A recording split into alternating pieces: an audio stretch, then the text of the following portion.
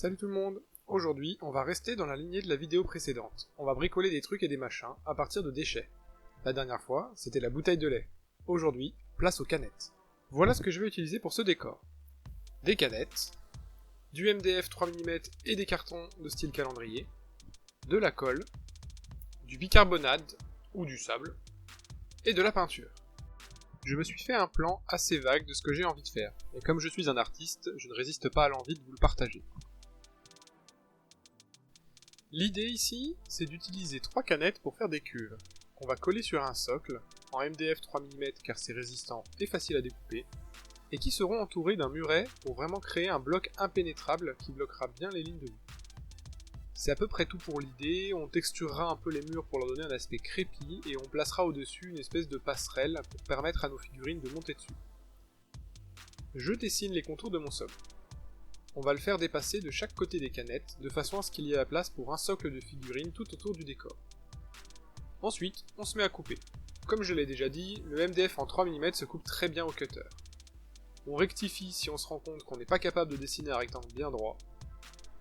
Je rabote un peu au cutter pour enlever les plus gros défauts, et après on viendra poncer les bords pour les rendre bien smooth. On peut maintenant coller nos canettes sur le socle, avec la colle Niclou-Nivis. On s'en fout si ce qu'on fait n'est pas propre à cet endroit, car de toute façon tout sera caché par les murs lors de l'étape suivante.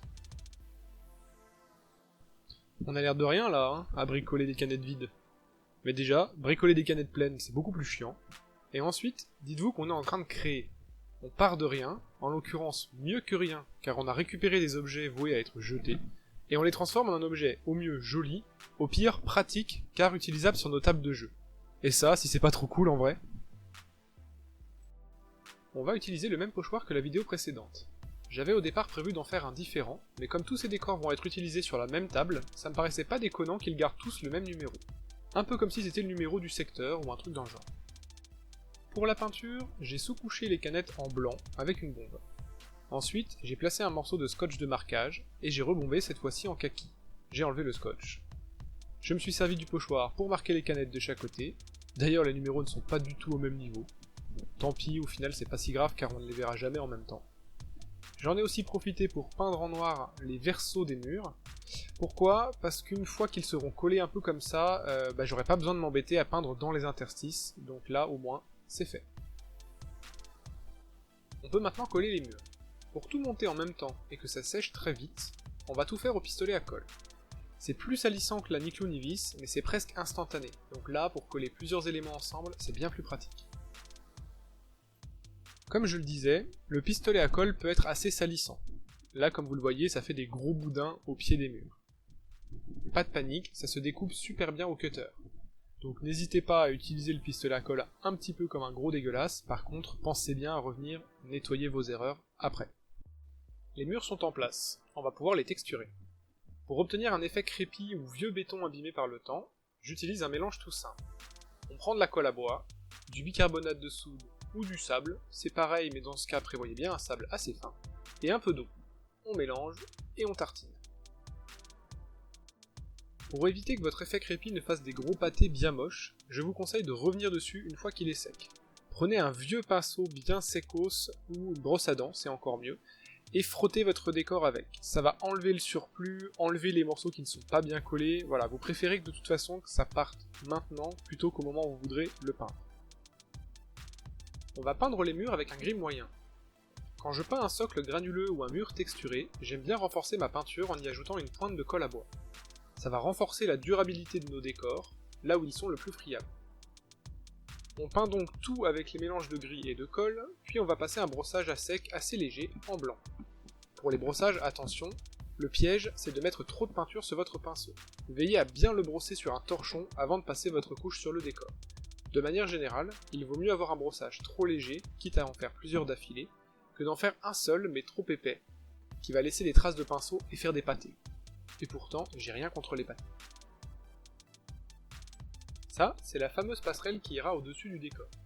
Je l'ai juste sous-couchée en noir, puis peinte en métallique. Là, on va y ajouter un petit ancrage noir pour casser l'effet trop parfait du métal et la rendre un peu crado. Pour le socle, on va faire quelque chose de plus clair pour que ça contraste avec le gris des murs. Toujours pareil, pour donner un effet un petit peu plus sali, on va venir appliquer un peu une encre noire. Plus je regarde le décor, et plus je me dis qu'il manque quelque chose, un peu de peps peut-être, tout est un peu ton sur des teintes grises, métalliques ou kaki. Donc pour venir rehausser tout ça et attirer l'œil, il va falloir qu'on trouve une idée pour faire de la couleur tout simplement. J'avais pensé au départ à imprimer des petites affiches de propagande ou des affiches type industriel et en coller un peu partout. Mais j'ai pas une imprimante super, donc plutôt que de faire ça, on va s'amuser avec de la peinture et on va créer des graffitis sur les murs, et du coup ça va nous amener cette petite touche de couleur qui va attirer l'œil et rehausser un peu le décor. Au début je voulais juste coller la passerelle sur le dessus des canettes, mais après plusieurs tests j'ai trouvé que ça faisait un peu moyen, donc j'ai décidé de rajouter des petits supports sur les côtés. Alors c'est très simple, c'est juste des pics à brochettes que j'ai coupés à la bonne hauteur et que j'ai peint en gris métallisé. Le résultat est pas trop mal.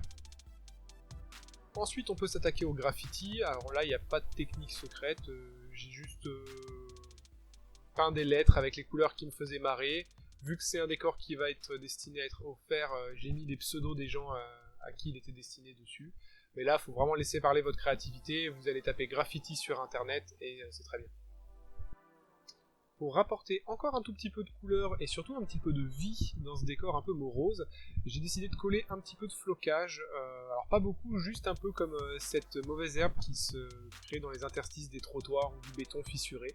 Donc on va en mettre à la base des murs, voilà, ça va amener un petit côté vieillot au décor et un peu plus naturel, ça sera sympa. Et voilà le résultat. Mission accomplie, on a réussi à faire un décor complet, rien qu'avec des objets de récup, du carton, des canettes, un peu de peinture. Le décor est fonctionnel, les figurines peuvent monter dessus, tourner autour, ça bloque les lignes de vue, ça a une bonne dégaine un peu industrielle. Tout ce qui lui manque c'est des petits copains pour pouvoir avoir un effet de masse, et ça j'en reparlerai sûrement dans une prochaine vidéo.